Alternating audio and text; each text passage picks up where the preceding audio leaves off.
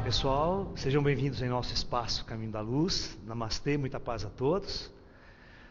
Dando sequência a esses nossos encontros aqui em nosso espaço, o tema que nós vamos abordar hoje é sobre Brahma, a visão indiana de Deus. Muito bem, por que a visão indiana? No mundo hoje, na atualidade, se você for estudar teologia, você vai ver que existe muitas culturas em nosso planeta, as culturas milenares, e cada uma de suas culturas trazem a sua visão do divino, a sua forma de cultuar o divino. E na cosmogonia de todos os povos, cada um tem a sua versão da criação do mundo, da criação do universo, da nossa origem, da existência humana. Então a maioria de todos os povos criou uma visão do divino, uma visão de Deus, para responder às mais cruciais perguntas da espécie humana, de onde eu vim, quem eu sou, o que é tudo isso que está à minha volta, quem criou tudo isso. Porque a gente pega o jogo meio no meio, a gente encarna aqui, chega aqui, não sei o que eu estou fazendo aqui, onde eu estou, que lugar que é esse, que mundo é esse, todo mundo já trabalhando, todo mundo fazendo um monte de coisa, e a gente chega no meio da jogada, no meio do jogo, ou seja, a gente entra no segundo tempo, não sabe o que está acontecendo aqui, Bom, e, na verdade, tem uma história toda oculta, tem um universo todo acontecendo aí, Então, vamos tentar. Eu vou, ao mesmo tempo que eu vou colocando a visão indiana, eu vou ter que colocar um pouquinho a visão ocidental, do Deus, para a gente comparar, fazer as comparações. Como que um vê Deus e como que o outro vê Deus. Ok? Muito bem.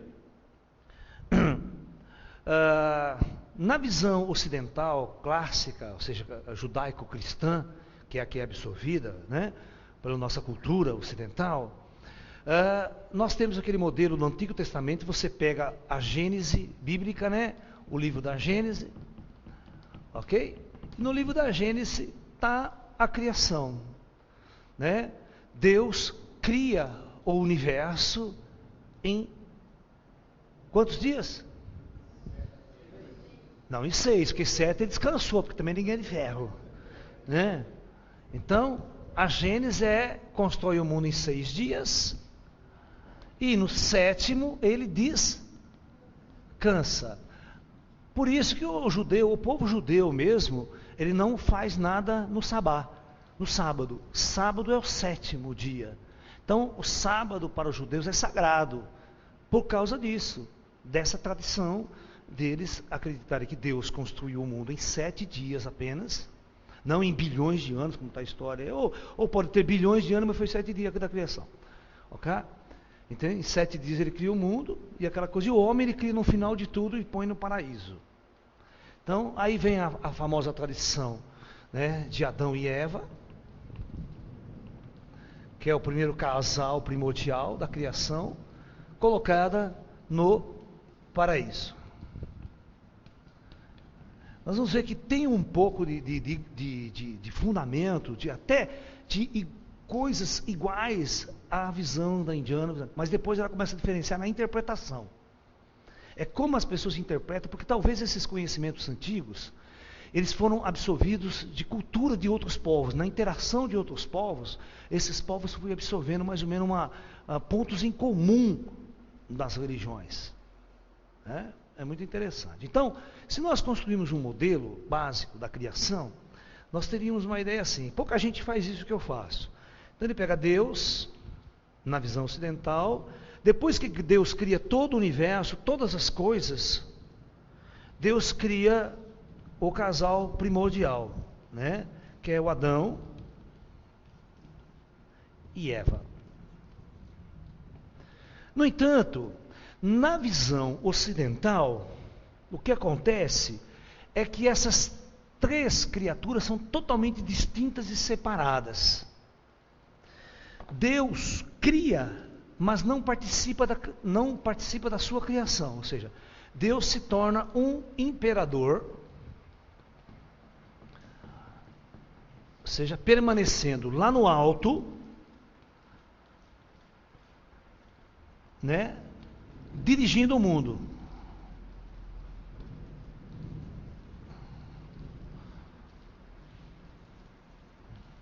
E ditando regras e leis.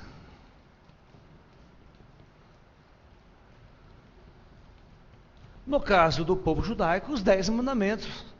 É aquela visão, Moisés sobe a montanha e Moisés fala com Deus. Então Deus está lá, falando com Moisés. Olha, Moisés, o negócio é o seguinte, vou dar uns mandamentos, umas regras, porque o negócio está muito feio aí embaixo. Então Deus escreve as tábuas da lei, a fogo, aquela história toda, não preciso contar aqui, né?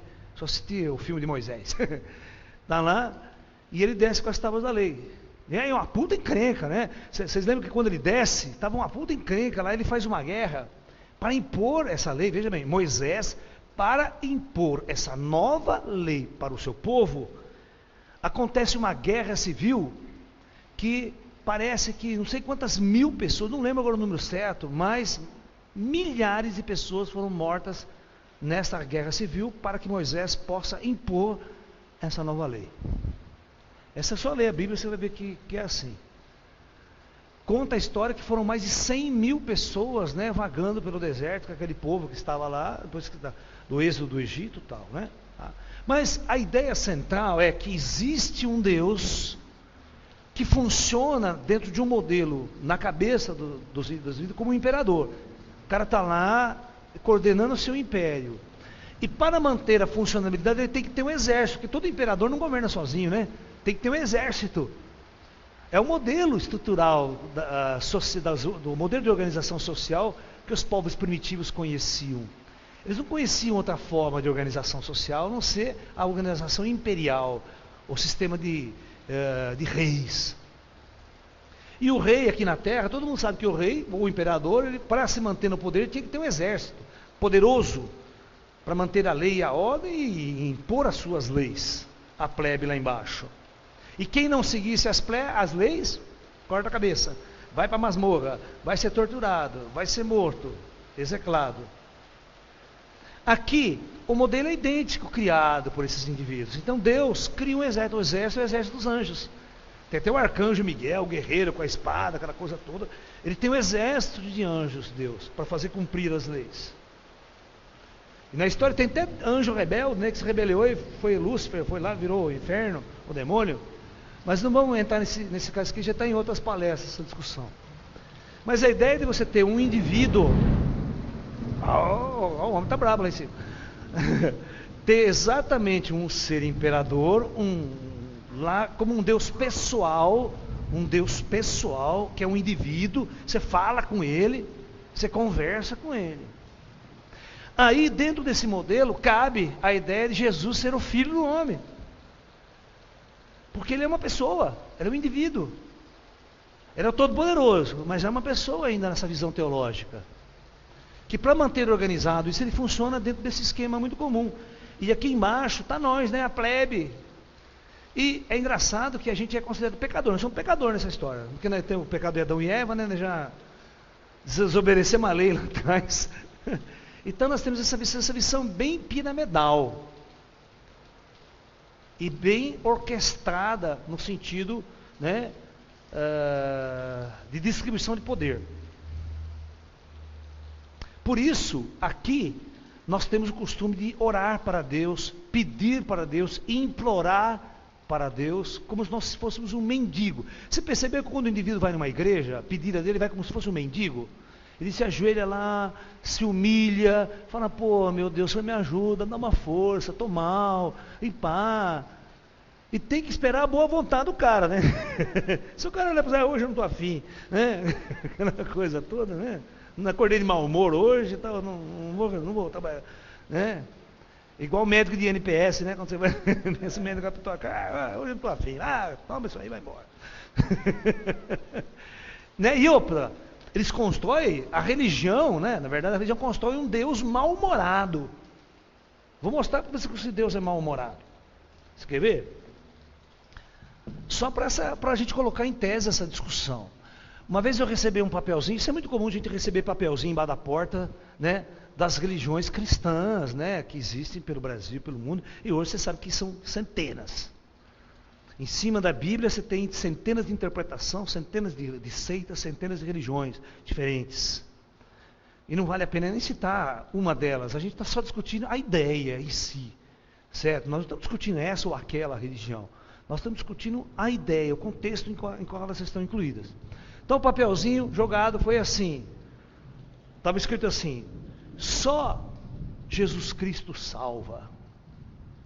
Se você não seguir Jesus, você vai estar fadado à ira de Deus. E irá queimar eternamente no fogo do inferno. Porra, uma pessoa muito humilde, simples, sem cultura, lê aquilo, entra em desespero, entra em pânico. E vai nas igrejas o pastor, o mesmo discurso. Aquele pastor poderoso em sua verbalização, né? Porque eu falei ontem com Deus e Deus me disse. O cara vem assim, né? Já vem com a procuração de Deus na mão. É louco, é complicado. Você olha, liga a televisão, você vê o que eu estou falando. O discurso é esse. Então, olha o papelzinho para você ver. Ó. Primeira afirmação desse papel: só Jesus salva. Nessa afirmação não tem Buda, não tem Krishna, não tem Brahma, não tem nenhuma outra. Qualquer outra religião que existir é coisa do inferno, coisa do demônio. Não vai salvar ninguém. 2. Se você não seguir os ensinamentos de Jesus, as leis, você vai estar fadado a, presta atenção nessa palavra, a ira de Deus. Aqui o cara já construiu um Deus nervoso, com raiva, irado. Ele vai se revoltar contra você. Um Deus com esses sentimentos puramente humanos, vingativo. Ele vai odiar você por não seguir Jesus. E por causa disso você está ferrado. Porque ele vai te ferrar eternamente. 3 aqui. Você vai estar eternamente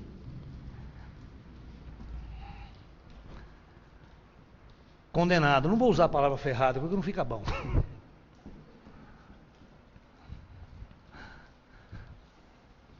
É assim que as religiões ocidentais operam.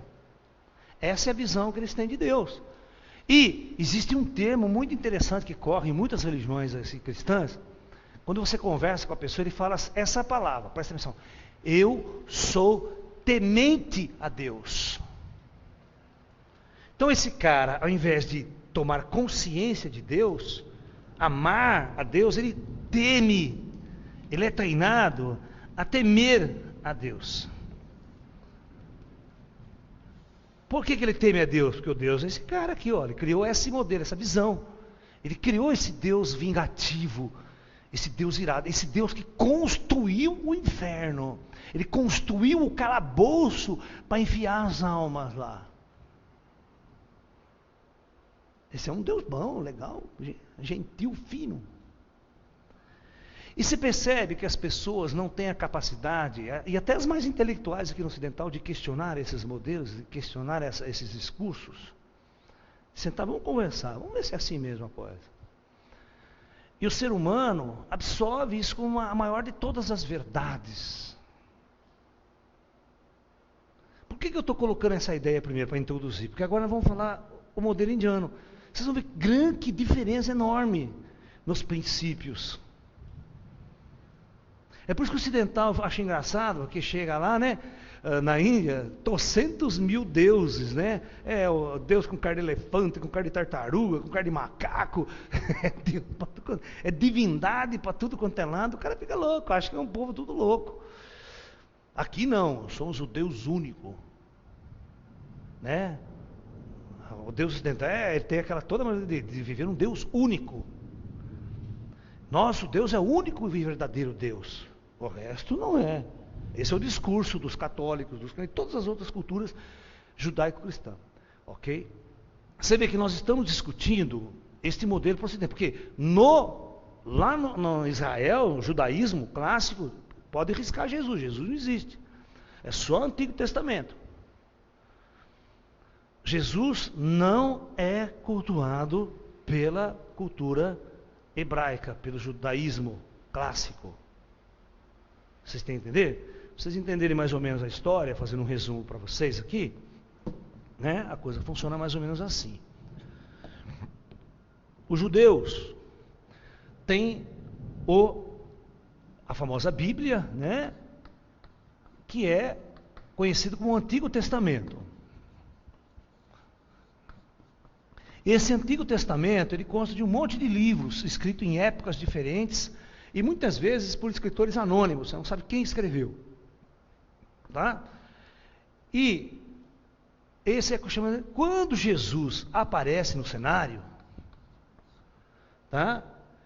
Quando Jesus aparece no cenário, Jesus, segundo as próprias crenças judaicas, ele viria para cumprir uma profecia que foi veiculado nos livros do Antigo Testamento pelo profeta Daniel, por vários profetas que profetizavam a vinda de um Messias para o povo judeu. Messias é uma palavra que significa em hebraico Salvador. Viria um Salvador, viria uma pessoa que iria tirar Israel daquela condição, de libertar Israel daquela opressão inimiga, uma série de situações. Entendeu? O Salvador. Muito bem. Existe toda uma característica profética que foi idealizada nos livros antigos. Então, quando Jesus vai nascer, todas essas condições precisam ser preenchidas. Ele tem que nascer da casa de Davi, ele tem que nascer em Nazaré, ele tem que nascer em certas condições, tem que entrar em Jerusalém, montado no morrinho, para aquele portal. Tudo foi montado para que ele cumprisse aquela profecia antiga. No entanto, os judeus clássicos nunca aceitou Jesus como esse Messias, esse enviado que faria então a revolução para o povo judeu. O mais engraçado de tudo que o Jesus, depois da morte dele, que se escreve os evangelhos, ok? Que se escreve os evangelhos, e uma série de outras cartas dos apóstolos, que são as cartas dos apóstolos, as experiências dos apóstolos, após a morte de Jesus, formam um compêndio que vai ser introduzido na Bíblia. Ok? No entanto, só os cristãos ocidentais, os cristãos, vão assumir então Jesus Cristo como integrante. Mas então os cristãos, a Igreja Católica, por exemplo, os judeus, além de estudar os cinco evangelhos, eles vão estudar todo o Antigo Testamento como parte integrante de sua doutrina. Mas lá em Israel, o judaísmo clássico, aqueles que vão na mesquita, certo? Quer dizer, mesquita não, vão na sinagoga, mesquita é coisa dos árabes, tá? Dos muçulmanos. Eles vão lá fazer todos os rituais, todas as orações, eles seguem o Antigo Testamento, eles não seguem nenhuma premissa, nenhum costume introduzido por Jesus. Tá? Então, o povo judaico só vive no Antigo Testamento. Ok? É para vocês tentar sintonizar as ideias. E o Ocidente incorpora o Evangelho de Jesus como parte integrante do corpus bíblico e encara Jesus como o único e verdadeiro Messias enviado pelo alto, o único Filho de Deus, que está sentado à direita de Deus Pai, aquela toda coisa das orações daquele modelo. Ele está lá junto com Deus, que Deus enviou o seu único Filho. Essa é a visão da fé cristã que está aí rolando no mundo, tá? Muito bem. Vamos agora, depois disso, estudar o modelo indiano da criação. Vamos notar os pontos diferentes. Aí cada um de vocês vão tirar suas... Porque aqui nessa palestra eu estou como um repórter. Eu estou reportando as ideias, eu não estou impondo ideias. Eu não estou dizendo que essa é melhor, essa é mais perfeita, essa... Não. Eu estou reportando ideias e cada um de vocês estuda como um estudante, vai estudar novas ideias, novos princípios, novos conceitos. Mas tem um problema nas religiões ocidentais. Se você vai na igreja, se você vai aquilo, existe um terrorismo feito pelo pastor, que é impedir que você estude ou veja outras culturas. Ele fala, não vai lá que é coisa do demônio, não vai no espiritismo que é coisa do demônio, não vai naquela igreja que eles são da nova era, então é coisa do demônio, tudo que é nova era é coisa do demônio. Então as pessoas já ficam, morrem de medo de viver, até de estudar, de buscar outros conhecimentos dessas ideias. Eles ficam presos àquele conceito, se sair dali eles estão cometendo um pecado. Bem, então, né, na visão indiana, Brahma é um princípio criador. Tá? Já existe uma visão muito clássica do povo indiano que diz o seguinte: nenhum ser vivente,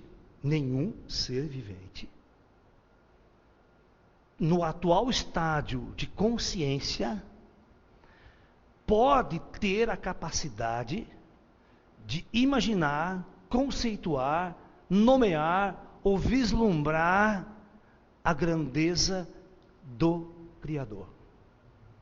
Então isso significa que qualquer teoria que você criar sobre Deus, certamente vai estar errada. Nosso atual estado encarnado, no indivíduo, aqui essa visão primitiva, se você criar o modelo do divino, vai estar errado.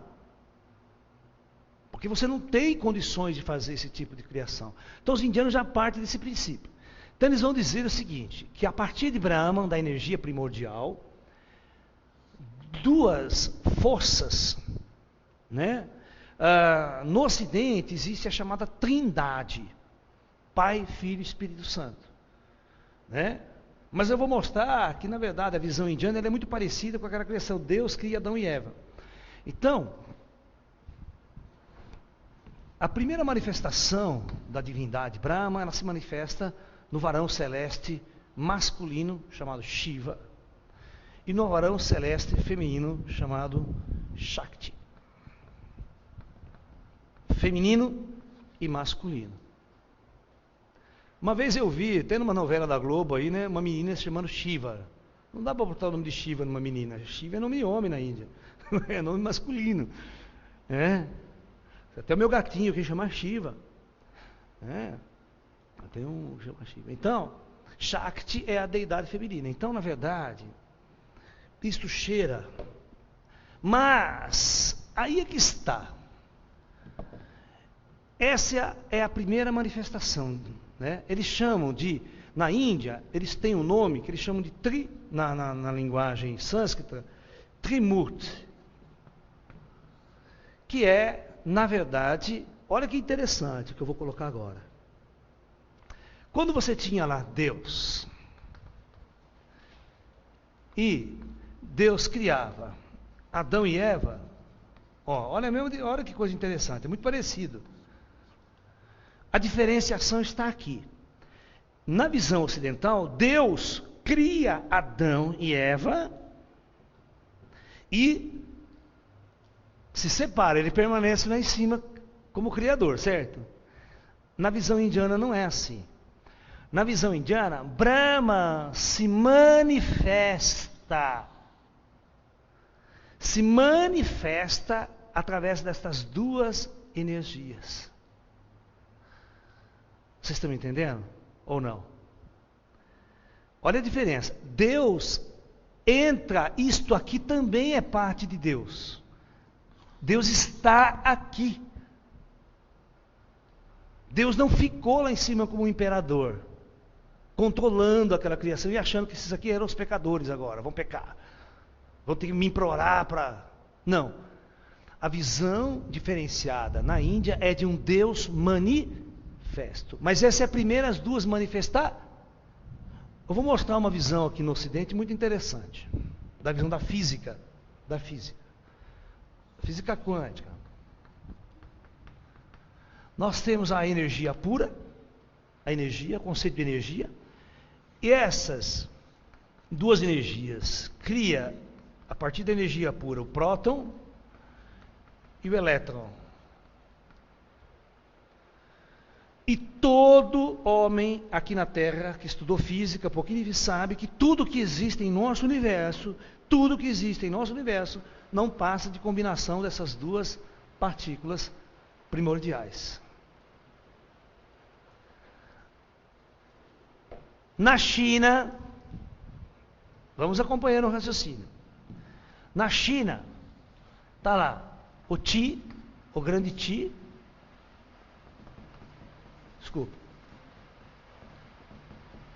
o grande Qi, criando as suas duas primeiras manifestações, que é o Yang e que é o Yin. A energia masculina e feminina, mas é esta energia manifesta. É as faces do Qi. Aqui seriam as duas faces de Deus. Não é uma coisa separada. Aqui também. E todo mundo sabe que a combinação de Yin e Yang, eles criam aquelas ideias do trigrama, né? Ó. Quando eles começam a recombinar isso, primeiro eles têm a primeira combinação matemática, que é o Pacuá, né? Que eles vão criar aquelas estragramas, esses símbolos, esses simbolinhos aqui, ó. Que eles começam a recombinar isso. Na física, você sabe, quando você recombina prótons e elétrons, você vai criando todos os elementos que existem nesse universo que a gente está usando. Então, na verdade, esta visão indiana é uma visão muito mais próxima da ciência. Os taoístas criaram uma visão muito próxima do indiano também. É uma visão muito mais próxima do indiano. Então, qual que é a diferença? Então, a diferença é essa. Qualquer elemento que você vê na natureza, se você vê um gato, um cachorro, se você vê uma planta, uma pedra, tudo isto é Brahman manifesto. Brahman está ali. Ele não está lá nas alturas dirigindo o mundo, como imperador. Ele está totalmente integrado, manifesto e existindo dentro de cada um de nós. Jesus teve essa sacada. Se você olhar o discurso de Jesus, Jesus diz o seguinte: conheça a ti mesmo e você vai conhecer Deus. Deus não se conhece lá no mundo de fora, mas conhece dentro de você. Conheça a si mesmo e você vai conhecer Deus. Por que ele disse isso? Se Deus estava lá na altura dirigindo o mundo. Porque na verdade, quando você interpreta Jesus de uma forma diferente, você vai ver que Jesus tinha muito esse conhecimento aqui. Quando ele dizia, eu e o Pai somos um. Claro que é, mas só que você também pode falar isso. Você também pode falar assim, ó, eu e o Pai somos um. Eu e Deus somos um. Não é só Jesus que podia dizer isso. Ele falava isso porque ele sabia que Deus estava manifesto nele. Que ele era um filho, um ser conectado com Deus internamente. Mas assim como todas as criaturas, qualquer elemento, mesmo que seja vivo ou não vivo. Por isso que o indiano, ou o budista, ou o taoísta, tudo para eles são divindades. Por isso que às vezes ele não mata um animal, ele é vegetariano. Porque ele vê naqueles seres vivos o divino manifesto ali. Entendeu? Então, veja bem, por isso que se cria, no Ocidente, existe o Deus único, adorado, um ser. Na Índia, existe o é panteico, né, a coisa, é o panteão, isso tudo é divino. O Deus está manifesto em todas as coisas. Então existe uma diferença muito grande na construção das religiões, na estrutura das religiões. Vocês estão me entendendo? E isso faz muita diferença no processo evolutivo das civilizações, na criação de guerra, de conflitos, de ideais, de poder. Porque o indivíduo nesse contexto, ele se acha poderoso. Eu sou o rei, eu sou o imperador, eu sou Deus, eu mando na terra, eu sou o divino. Você tem essa condição. Na Índia é difícil você ter, quando você vai para o estudo divino, o problema aqui na Índia, a Índia é uma cultura muito, muito diversificada. Não significa que a população inteira da Índia segue os mandamentos religiosos, não. Isso é uma cultura antiga, mas se você vai hoje na Índia, Poucos são os religiosos, as culturas que seguem a fundo os ensinamentos primordiais. A maior parte é como a China, por exemplo. A China hoje, comunista, é totalmente material. Não tem religião na China. É proibido ter religião na China. Certo? É o país mais populoso do planeta, onde a religião é controlada pelo Estado. Não permite qualquer culto religioso. É o comunismo, mais na sua essência, integrado ali. Então, você não vai para a Índia esperar que você vai ter um povo altamente religioso no sentido da palavra mais transcendental. Não, as religiões também, elas passam a ter uma visão muito primitiva dessa questão toda. E o povo vive naquela miséria, existe a diferença de classes, divisões de castas, muito presentes na cultura indiana, que a gente tem que estudar toda essa questão, as divisões religiosas. Você vê, quando houve a grande guerra civil na Índia, após o Mahatma Gandhi, a revolução do Gandhi, para se libertar da Índia, do jugo do Império Inglês, aí teve a grande divisão na Índia, né, entre muçulmanos e hindus, que foi a criação do Estado do Paquistão. Certo? A Índia foi dividida. O Paquistão não existia, era tudo Índia. Mas houve uma divisão cultural e religiosa ali, que você dividiu a Índia. E essa divisão, só você assistir aquele filme História do Gandhi, que tem clássico, que tem 4 horas de filme, vocês vão ver toda essa história dessa revolução, a divisão cultural, religiosa dos hindus entre os muçulmanos, sabe, aquela coisa toda. E eram indianos, todo mundo era indiano lá, você está entendendo? Mas a religião dividiu o país, dividiu politicamente o país. A ponto dos dois estar a ponto de se matar numa guerra nuclear, que os dois desenvolveram bombas atômicas e um fica olhando feio para a cara do outro, até hoje. E os dois povos são hindus, historicamente, dividido apenas pelas religiões, pela cultura religiosa.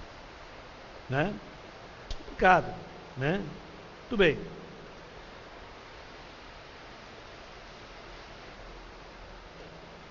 Brahma, na Índia, então, as tradições clássicas indianas falam que Brahma é o grande criador. Mas é um criador que ao mesmo tempo passa a ser a criatura. Ele se manifesta na sua criação. Ele não é o cara que fica lá em cima dirigindo, ditando regras e leis. É outra história. Ele está manifesto em cada elemento desse universo como um todo. Aí, os indianos têm uma cosmogonia interessante. Diz que Brahman cria, e o universo da criação de Brahman tem um tempo de existência. E é o chamado grande dia. Existe o grande dia de Brahman. Tá? O grande dia de Brahma, eles chamam na linguagem indiana de Kalpa.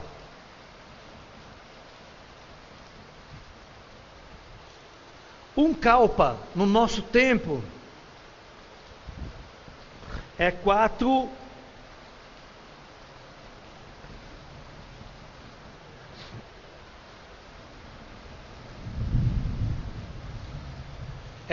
bilhões e 320 milhões de anos.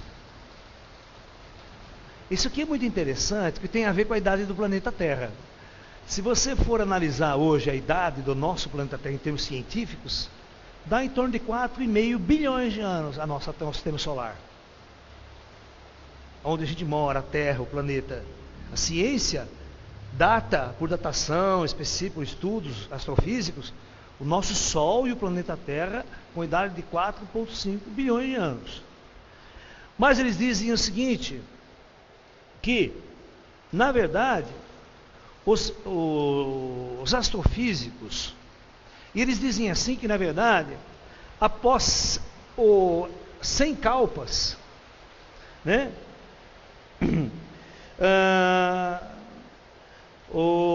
após 100 kalpas,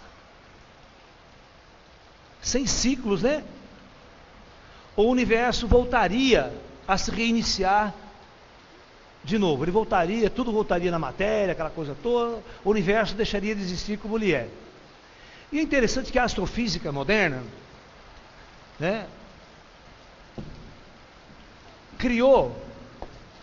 tem uma visão astrofísica, uma visão cosmológica, de que é a chamada visão cosmológica do Big Bang, da criação.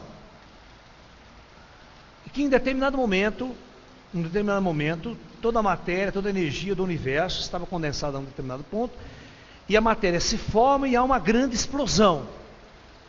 E essa grande explosão começa a expulsar a matéria, toda essa matéria da criação, ela começa a expandir. E com o passar do tempo, essa matéria vai criando as galáxias. Ok? Mas ao mesmo tempo que ela vai criando as galáxias, ela ainda está sob o impulso da grande explosão. Então as galáxias também estão continuamente expandindo. Ok? Mas existe uma teoria que sai das equações de Einstein, uma possibilidade do universo, né, ele ser fechado ou aberto. Existem duas possibilidades. O universo fechado seria o seguinte: ocorre uma explosão, ele vai até um certo ponto devido à energia da expansão, mas a força gravitacional consegue frear toda essa massa e ele para e depois volta no que eles chamam de Big Crush, a grande contração. O universo volta ao mesmo ponto e aí teria um novo ciclo, uma nova fase, poderia ter um outro Big Bang, um outro universo sendo criado. Certo? Então, isso está até incutido nas visões indianas desse grande ciclo, dos grandes kalpas, nas grandes eras que os indianos chamam. Então, na verdade, os indianos falam do nosso mundo atual, que está dividido em 4 grandes eras. Olha que interessante, em 4 grandes eras. Eu vou tentar descrever essas eras aqui. Então, os grandes yugas. Yugas, em sânscrito, para nós significa era. Né? Então,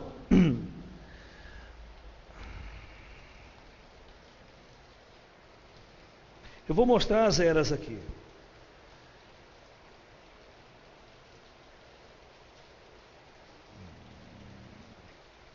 Né? Então, nós teríamos o que eles chamam de Kali Yuga. Kali Yuga. Na criação de Brahma do universo, a Terra passaria pelo Kali Yuga. Kali Yuga significa o seguinte: a era de Kali. Kali significa o seguinte: treva total, é treva. Trevas, a era das trevas. Muito pouca virtude, ou seja, o mal impera totalmente, a ignorância. Existiria apenas uma pequena parte, uma pouca parte, que ele chamaria de 1/4, né, na visão indiana, 1/4 de virtude, ou seja, que seria o bem. Então, o mal impera sobre o bem. Você tem 3/4 de mal, de energia ruim, e 1/4 de energia de virtude, do bem. Ok? Esse período, esse Kali Yuga, duraria, segundo as tradições, 1200 anos. Que as eras são diferentes, né? Não é tudo igualzinha. Tá? Muito bem, essa seria uma era. Kali Yuga. Aí você teria Dwapara Yuga. Eles chamam de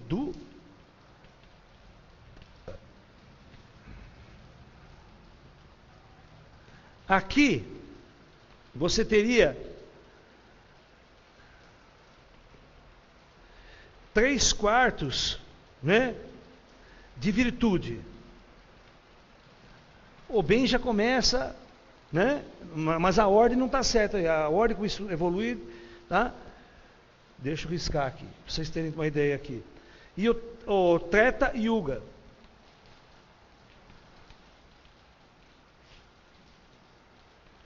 O período de duração dessa aqui é 2.400 anos. Depois a soma de tudo tem uma Mahayuga. Metade, o tetra é meio a meio. Metade de virtude e metade de mal. seja, o mundo está dividido na balança também a meio, nessa era. E a última, né, seria a Satya Yuga, ou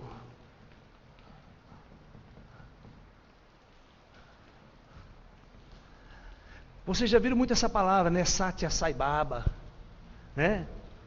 Satya Rajneesh, Satya Osho. Satya significa sábio, ou sabedoria, ou luz. Então é a era da luz. Então na era de Satya, você teria, né, 100% de bem. Você teria a energia total, né, do bem. Você seria a mesma era da luz. Isso que a gente está... E por incrível que pareça, nós estamos agora, segundo a tradição indiana, terminando a era de Kali e vamos entrar na era de Satya Yuga. Tá?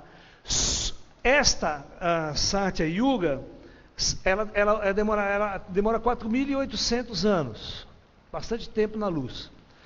Somando, nós vamos ter o chamado Maha Yuga. Maha Yuga é a grande era, é o grande ciclo que se fecha, que tem por volta de 12.000 anos. Olha que interessante, quem estudou meu livro Projeto Terra, ou meus DVDs do Projeto Terra, vai perceber que há mais ou menos 12.000 anos atrás, nós teríamos, né, Atlântida, o afundamento da Atlântida, toda aquela civilização, toda aquela era, se extinguindo a era das trevas em Atlântida, dando origem à era da luz após Atlântida. E o ciclo vai se repetindo, o ciclo das eras. Né? Mas essa é a visão indiana. Claro que pode ter muitos erros aí de tempo, espaço, essa coisa toda, que são coisas meio antigas, mas fazendo uma revisão total nas ideias do ciclo, é como o plano astral prepara o mundo, né, para as experiências das almas humanas, das manifestações, dentro de um período de trevas, depois deixa chegar mais luz, deixa chegar grandes cientistas, grandes intelectuais, que vai poder mudar essa ordem evolutiva e trazer uma nova luz à civilização na superfície. É claro que aqui eles não estão falando muito sobre o que acontece fora da matéria, né, nos planos astrais, nos planos superiores, que é uma outra coisa, uma outra discussão. Aqui é uma visão bem clássica do pensamento indiano. Mas a gente sempre diz o seguinte, em todo pensamento clássico pode haver um fundo de verdade, que não está muito bem traduzida e interpretada ao longo desses milênios. Tá? Essa é a grande situação. Os judeus, né, têm uma datação, se você olhar o calendário judaico, cristão, o judaico mais, né? O cristão não. Ele está no ano lá 6.000 e alguma coisa. Porque para eles, o mundo foi criado há 6.000 e tantos anos atrás com a história de Adão e Eva. Então eles têm um calendário. Para eles não tem dinossauro, não tem era, sabe, Jurassic Park, aquela toda, não. Então existe, é isso que vocês têm que notar. Eu vou fazer uma palestra, já está no meu calendário, sobre o criacionismo. Né? Nós vamos discutir a criação. Né? Até eu já fiz essa palestra, discuti um pouco essa questão, quando a gente discute o elo perdido. O homem veio do macaco ou ele foi introduzido por uma inteligência superior? Existe o elo perdido? Né? Então essa questão, essa discussão toda que a gente tem feito. Mas existe uma discussão, né, na ciência. Né? As religiões, os mais fanáticos religiosos, voltados à interpretação bíblica, são chamados de criacionistas. Né? Onde eles interpretam ao pé da letra. Existe um grupo de criacionistas que interpreta ao pé da letra. Ou seja, o mundo, o universo, não é nem o mundo, o universo. Isso que é ruim. Né? Para eles o universo foi criado há 6.000 e tantos anos atrás. Ok? Exatamente como diz a Bíblia, não pode fugir do texto bíblico, está lá, quando Deus em 7 dias, em 6 dias criou o universo, no 7º ele descansou. Essa é a visão do cara, em 7 dias tudo foi realizado. E ele falou assim, Para ele não adianta você discutir, vai lá debater, e os dinossauros, e as datação carbono 14, e as descobertas de outras galáxias, de outros mundos, a datação. Eles não querem saber da ciência, eles falam que a ciência é coisa do demônio, essa coisa de não sabe. Na verdade, Deus é que criou o mundo desse jeito, nessa data, dessa forma. Não tem discussão. Esse é um criacionismo mais, vamos assim dizer, radical. 2. Agora existe uma outra linha criacionista que já admite que não é essa data. Tem milhares de anos, os dinossauros evoluíram, e Deus sempre controlou tudo, aquela coisa toda. Um criacionismo mais moderado, né, que tenta pegar certas ideias científicas, né, e trazer à tona aí essa discussão, esse debate todo aí, tá? É engraçado quando você vai assistir a palestra de um criacionista, por exemplo, mais radical, né? E tem caras intelectuais, sabe? Eles pegam esses intelectuais, esses doutores, vão lá e eles convencem você, porque a NASA, o foto tal, porque o cientista tal provou tal, ele traz dados científicos para provar que a Terra tem 6.000 anos. Ele fica jogando com essa tecnologia. Se você não for um indivíduo muito centrado, tiver um equilíbrio até científico dentro de você, o cara arrasta você acredita nele. Entendeu? Então você toma muito cuidado essas questões. Você tem que sempre ouvir com o pé à frente e outro atrás. Qual é, sabe, de onde ele tirou essas informações, por quê? Na verdade, eu acho que a coisa mais sensata no futuro é você fazer essa integração entre ciência e espiritualidade. As duas coisas têm que bater. Elas têm que falar na mesma língua.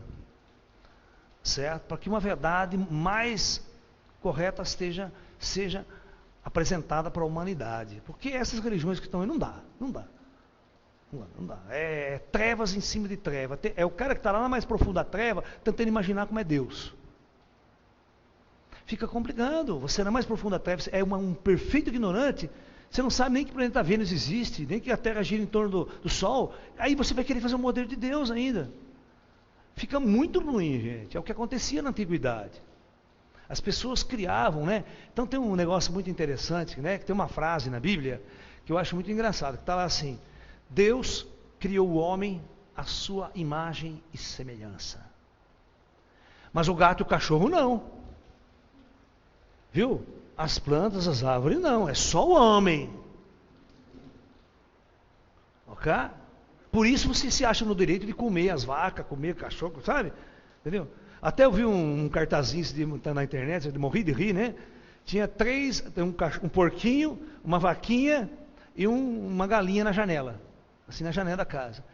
E ali uma família cheia de comida na mesa, fazendo aquela oração: Senhor, agradecemos pelo alimento que o Senhor deu-nos para ver. Os três dizem: alimento? Nós? Pedindo a Deus, que Deus é esse, né?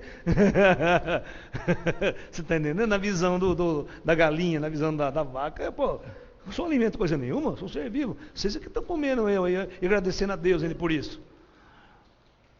É muito engraçado a chargezinha ali, sabe? Então, nós temos uma visão de Deus muito engraçada. Então, quando você constrói o seu Deus vai ser barbudo, certo? Imperador, sentado num trono. Mas se as vacas pensassem, certamente o Deus dela teria chifre.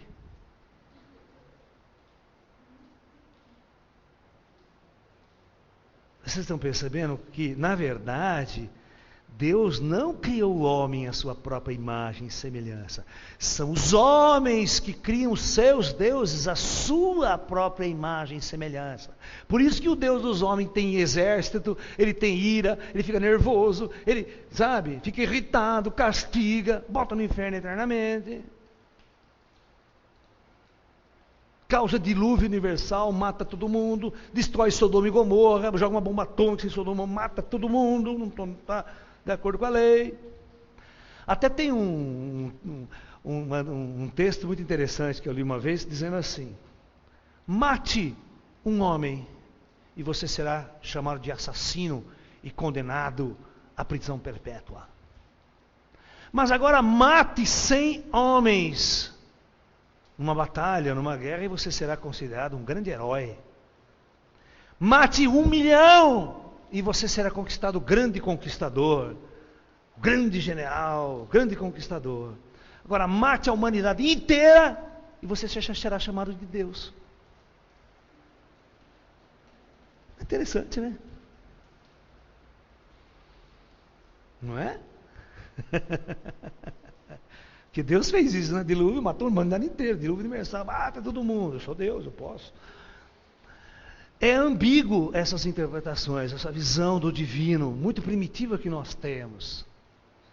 Então nós precisamos olhar todas as culturas, ver como cada uma via a criação, questioná-las como seres primitivos que lá viviam, criando seus modelos de céu e inferno, de Deus e divino, impondo essa visão para todo mundo.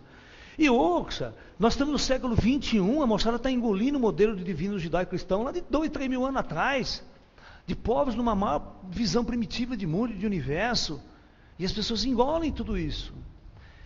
Mas os grandes pensadores, os grandes mestres intelectuais que perceberam que a coisa não é por aí, criaram todos esses questionamentos aos princípios filosóficos e religiosos. Todo mundo sabe que Jesus, quando ele chegou lá, ele foi um anarquista. Ele chegava na sinagoga, ele quebrava o pau com todo quanto é cara que tinha lá, porque a visão dos caras era errada, distorcida, e falava, vocês estão errados, e falava, vocês não vão entrar no reino dos céus, aquela criança lá entra primeiro que vocês, doutores aqui da sinagoga. Os negros ficavam por conta da vida com ele, né? Porque a visão que os doutores tinham, que os sacerdotes tinham, que os padres tinham, chamado de padre, né? Que é a mesma coisa. Era uma visão completamente distorcida do divino. Por isso que Jesus falava, essa criancinha inocente, que ela entra no reino do céu primeiro que você, sacerdote. Os caras ficavam putos com Jesus, né? Então Jesus era um questionador, Jesus era um batalhador. Por isso que ele foi crucificado pelos dois povos. Ninguém gostava dele, nem o judeu, nem os romanos, claro. Ele era um terrorista para os romanos e um anarquista para os judeus, né? Para a cultura judaica. Então, uma pessoa não grata naquele tempo, lá, para matar um negro, enforcar um negro era coisa comum. As pessoas falam, mas Jesus Cristo sofreu por nós na cruz, Ele deu o seu sangue. Mas isso aí não é nada, era comum, todo mundo fazia isso todo dia. Quando houve a grande revolução entre os judeus e os romanos no ano 70 depois de Cristo, né? Num dia os romanos, numa estrada, eles levantaram 6 mil cruzes. 6 mil. Imagine que cena, né? Você dando uma voltinha naquela avenida lá, né? Num sábado à tarde, tanto negro lá gemendo. 6 mil negros. Agora você imagine, lá todo mundo sofria, todo mundo era torturado, todo mundo passava pelo crivo dessas barbaridades kármicas. E não vem se dar de bonzinho, porque era vocês que estavam encarnados lá, e eu também. É nós que estávamos fazendo aquela barbaridade toda. Por isso estamos aqui hoje resgatando todo esse karma pesado, tudo aquilo que nós fizemos no passado, toda a ruindade que nós vimos nas trevas. Nós não conseguimos entender um homem daquele, falando aquelas coisas. Nós éramos bárbaros. Por isso que quando o cara fez esse último filme de Jesus aí, coisa que mostra a tortura, o negro o romano torturando para valer, aquilo lá era tortura, porque era assim que os romanos agiam. Os romanos eram terríveis, eles tinham 1000 técnicas para deixar o negro sofrer muito antes de morrer, entendeu? E faziam isso sorrindo, jogando baralho, não estava nem aí com o negócio, né? Era comum, né? complicado. Então, eu acho que nós estamos numa era, num momento atual, que nós temos a capacidade, nós temos internet, nós podemos pesquisar todos os povos, todas as culturas, tudo isso. Nós precisamos aprender a não ter religião. Nós precisamos aprender a ser pessoas extremamente religiosas, mas não ter nenhuma religião. Nós não podemos ter alguém que nos dite a verdade, que nos diga qual é a verdade e imponha ela para nós de cima para baixo. Nós temos que ser pessoas libertas de todo tipo de controladoria religiosa ou espiritual e sermos livres para buscar a nossa verdade e buscar ela dentro de nós, entrar dentro de nós para ver essa coisa que se manifesta. Se você perguntar lá, qual que é o modelo mais perfeito de Deus? Não existe, isso é tudo bobagem. Todos os modelos de Deus que existem aí são bobagem. Tá? É uma grande bobagem. Pensar Deus é uma grande bobagem. Na verdade, vocês vão dar risada de eu falar isso, né? Uma pessoa espiritualizada como eu. Mesmo eu sendo uma pessoa altamente espiritualizada, eu não me atrevo a pensar em Deus. Porque se eu pensar, vai estar errado. E se eu tentar impor esse meu pensamento para alguém, vai dar uma zebra, vai dar uma cagada desgraçada. Que foi o que fizeram com as religiões até hoje. Só deu merda nas religiões. Só deu guerra, encrenca, conflito. Imagina as cruzadas tentando libertar Jerusalém, a terra santa, como se existisse uma terra santa, cara. Tivesse que ir lá libertar, porque a terra é santa.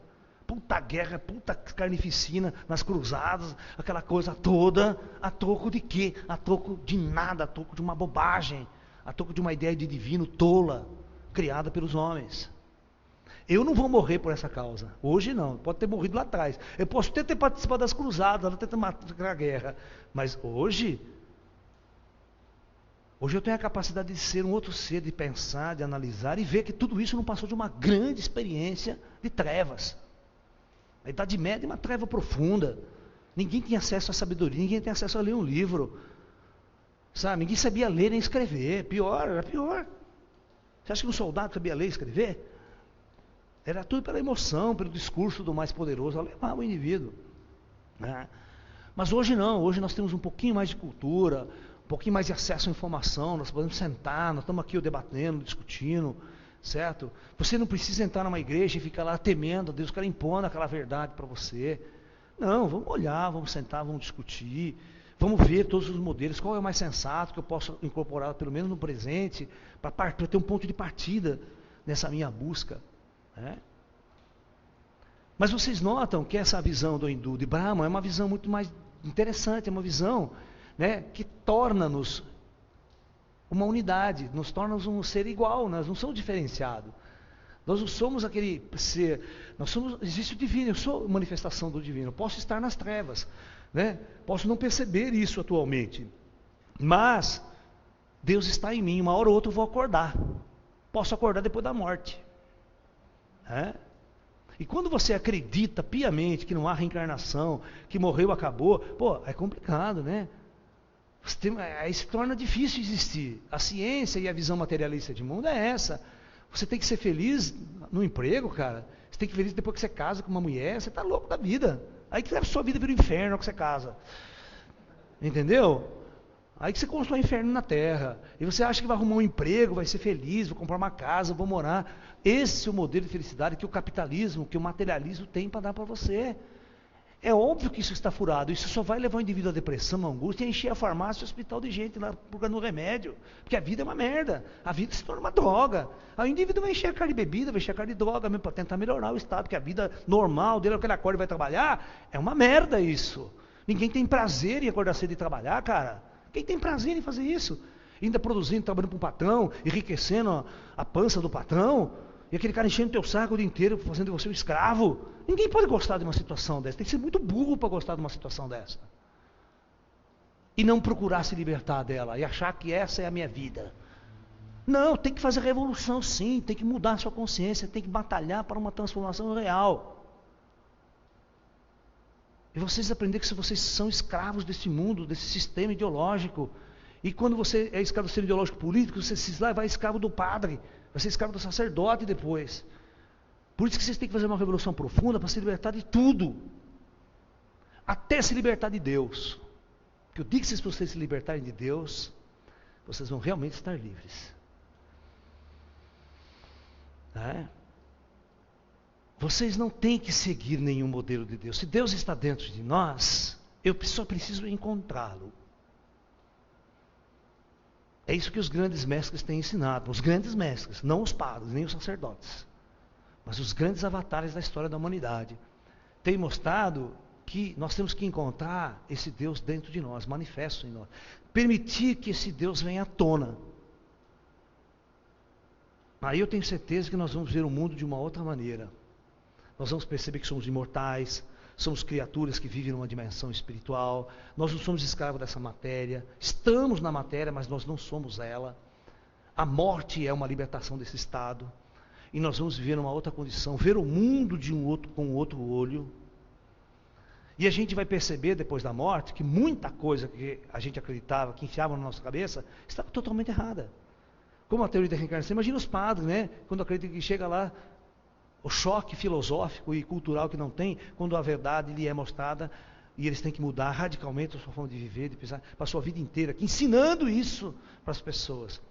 A dor interna é muito grande, porque você vai perceber que você foi conivente com o mal para a humanidade. Porque quando você ensina uma coisa errada, você está enfiando o mal na cabeça das pessoas, você está enfiando a dor, está enfiando um atraso filosófico e cultural. Isso é muito dolorido para quem é um professor, para quem é um mestre lá em cima, não é mole não. Aí você fala assim, não, eu preciso reencarnar e começar tudo de novo e vou ensinar as criancinhas, sabe? Não tem outra solução. Você cria um karma quando você defende uma tese completamente distorcida e impõe isso para as outras pessoas. Goela abaixo. Né? Porque não tem como as pessoas discutirem. O padre não tem como provar que essa é uma verdade. É uma questão de fé, acredita, é fé. Mas não é uma prova condizente. Né? Então complica tudo isso. Né? Então o importante é que nós podemos nos libertar de Deus. Melhor coisa que vocês fazem na vida de vocês é se libertar de Deus. Tirar aquele Deus imperador, aquele Deus que castiga, risca ele da sua cabeça. E entra vazio, entra só você com o divino. Entra você. Tira a cultura, tira todo o ensinamento cultural. Entra, medita, senta com as pernas e seja livre para existir. Livre da opressão cultural, política e religiosa. Aí você vai criar o seu Deus interno, o seu próprio divino dentro de você. As pessoas chegam para mim, você acredita em Deus? Acreditar eu acredito, mas não sei como é que ele é. A gente pode acreditar ou crer numa força invisível, numa coisa incompreensível por mim. O que gerou todas essas coisas? Porque todas as coisas estão aí. Isso não é uma questão de fé, isso é uma questão de realidade. As coisas estão aí. Ela teve que acontecer de alguma maneira. Ela teve que ser gerada de alguma maneira. Só que eu não sei como é que isso aconteceu. Nem a ciência tem certeza direito de como ela foi. Entendeu? Eu sou físico, estou nessa área há muito tempo. Só tem dúvidas. Não tem certezas na astrofísica. Então, na verdade, nós estamos nesse processo de acordar, de compreender a verdadeira natureza de todos nós. Ok? Então, eu sou mais, eu acho que eu sinto dentro de mim que a visão indiana, esses princípios de Brahma, ele tem muito sentido. Mas bem esse princípio, não vai entrar na religião indiana que vira uma meleca. Igual você pegar o cristianismo e entrar nas religiões cristãs, vira uma puta de uma confusão. Eu gosto de sempre me ater ao primeiro cara. Então eu me atenho a Jesus. Se a pessoa falar, você é cristão? Sou cristão. Por que você é cristão? Sou cristão porque eu gosto dos ensinamentos de Jesus. Sou muito sintonizado com os ensinamentos de Jesus. Só que eu tenho a minha interpretação e não a sua. Você gosta de taoísmo? Adoro taoísmo. E o budismo também. Se a pessoa ser budista, também sou budista. Mas você pode ser budista e pode ser cristão. E daí? Eu sou corintiano, também sou professor de São Paulo, nem aquela coisa toda. Posso ser, grande coisa, né? Eu posso ser o que eu quiser. Então eu sou uma somatória de budismo, taoísmo, cristianismo, hinduísmo e somando tudo dá o lalaísmo. O lalaísmo, né? Tanto que o anárquico apocalíptico. Está aqui, sou eu, né? Minha religião. Eu sou a minha religião. Eu não sigo nenhuma outra religião, mas os grandes avatares da história são os parâmetros, são meus parâmetros de escora, né? De eu seguir certas ideias, certos princípios filosóficos, nos quais a gente pode achar muito interessante discuti-los e vivenciá-los. Mas você acreditar que você vai criar um modelo de Deus, ou um modelo físico de universo, vai impor para as pessoas como verdade, pode esquecer, isso é a maior burrice que você faz. Não precisa, nós não precisamos disso. Nós precisamos parar de enfiar coisa na cabeça das pessoas, nós temos que esvaziar a cabeça das pessoas, para que elas possam encontrar o seu próprio divino dentro de si mesmas. Nós temos que libertar as pessoas, não queremos que as pessoas pensem como eu penso. Nós não queremos que as pessoas sigam a minha religião, achando que eu estou fazendo um bem para ela. Que Jesus dizia, quando um cego guia outro cego, ambos caem no abismo, depois não reclama. O que tem de pastor nas trevas, guiando um monte de rebanho, que ninguém sabe para onde vai todo mundo para o inferno depois. Foi todo mundo perdido do outro lado lá. Porque você oferece coisas que não existem, você cria um modelo de Deus que não existe. Quantos crentes não acreditam que seguiu direitinho, quando morre, espera estar entrando no céu, né? Aqueles anjos que vêm buscar, tal, certo? Depois o cara acorda no puto umbral desgraçado, não sabe por quê. Puta confusão, sabe? E aí ele fica clamando por Deus, Senhor, mas esse Deus que você chama não existe. Ele não vai vir te acudir. Porque esse Deus que você construiu, ele não existe. Ele não vai vir te ajudar. Porque ele não existe. Você tem que chamar o Deus interno que você nunca chamou. Você tem que se apoiar nesse Deus interno que você nunca soube que ele existia. Você sempre foi treinado a ser um esmolador para o céu, a pedir. Agora vai no mosteiro Shaolin, vê um monge de Shaolin. Vê se o monge de Shaolin aprendeu a fazer oração, pedir alguma coisa para Deus. Não. Primeiro mandamento no Shaolin: Deus está dentro de você. Quer pedir alguma coisa? Peça para esse Deus. Quer cura? Peça para Ele. Você tem que trabalhar por sua cura, por sua transformação, pelo seu crescimento. Você vai treinar. Por isso que Shaolin tem que treinar. Tem que treinar Kung Fu, treinar isso, treinar meditação, treinar tudo. Você é o centro do divino. O divino vai se manifestar em você. Mas não é de fora que vem fazer alguma transformação em você, não. Pode esquecer. Então trabalhe. Treine, executa. Está com dor nas costas? Não vai pedir para Deus. Faz ginástica, vai lá, faz exercício, faz massagem. Se vire, meu caro. Ah, eu estou com depressão. Se vire, vai sair da depressão treinando, buscando conhecimento, estudando. Não é tomando remédio que você vai sair da depressão. Não vai sair da depressão tomando remédio. E nem rezando para Deus. Não vai sair também. Porque você reza para Deus com Deus que não existe. Né? Aquele está rezando para o Brahma, está rezando para o Deus judaico-cristão. Que Deus você está rezando? De repente os caras lá em cima pensam diferente de você. Vou rezar para os espíritos. Então, os espíritos também têm regras e leis, né? Você está na rança, você atraiu, você construiu, se vire. Os espíritos também não vêm intervir toda hora para salvar você. Não, se vire. Por isso que as pessoas passam anos em depressão, anos em angústia, geram câncer e não tem ninguém que lá que vem curar.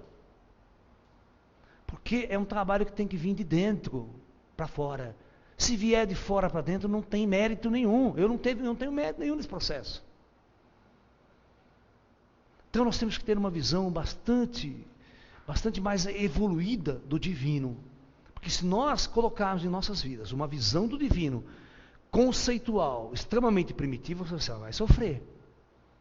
Imagine você acreditando que sendo uma freira enclausurada, trancando-se dentro de um mosteiro, sem viver a vida, viver para Deus, é aquilo que realmente Deus quer. Que você seja aquele tipo de pessoa.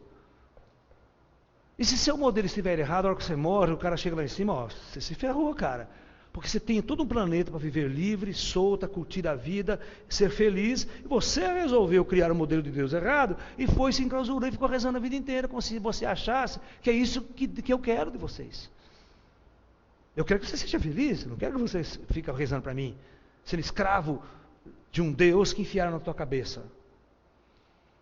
É o caso da Lourdes, né, de Fátima, lá da aparição de Fátima. A menina foi trancada e controlada pela igreja, enfiada dentro numa clausura, sem conversar com ninguém. O mundo não existiu mais para ela. Olha que loucura, cara. Quando essas freiras morrem, essas pessoas morrem, elas dão um trabalho grande lá em cima, porque sofrem muito. Porque achavam que vão ganhar o reino dos céus com todo esse sacrifício. E na verdade não é. Não vai ganhar reino dos céus nenhum. Vocês estão me entendendo? Isso complica lá em cima muito. Porque viveram um modelo do divino completamente distorcido e errado, acreditando que era aquilo que Deus queria que ela fizesse. Mas que Deus? Qual Deus queria? O Deus do padre, o Deus enfiado pelo sacerdote, pelo cristão? Isso é que a gente tem que discutir daqui para frente. E não ter vergonha nem medo de fazer esses questionamentos. Não é porque na humanidade o arqueiro até hoje enfiou que a Bíblia é o livro sagrado, que vocês vão achar que é. Vocês têm que começar a parar com essa bobagem e começar a ler nas entrelinhas, ver que tem muita bobagem aqui. Saber ter consciência de saber a hora que tem que jogar esse livro fora e não se basear mais nele, para existir, para viver. Ok? É por aí. Esse é os nossos toques aí, né, para que vocês pensem, vejam e descubram o melhor caminho que vocês devem seguir nas suas vidas, o melhor destino que vocês podem dar à vida de vocês. Não se esqueça que tudo depende apenas e única e exclusivamente de nós. Tá? O verdadeiro divino está em nós. É isso que foi ensinado em todas as grandes culturas. Não é eu que estou falando isso, tá? Vou achar que o Laércio está inventando isso agora. Não. Isso Jesus falava, Buda falava, todos os grandes mestres diziam: vocês querem encontrar Deus, volte-se para si mesmo. Ele está dentro de você. É isso. Então, namastê, muita paz e até um próximo encontro. Namastê.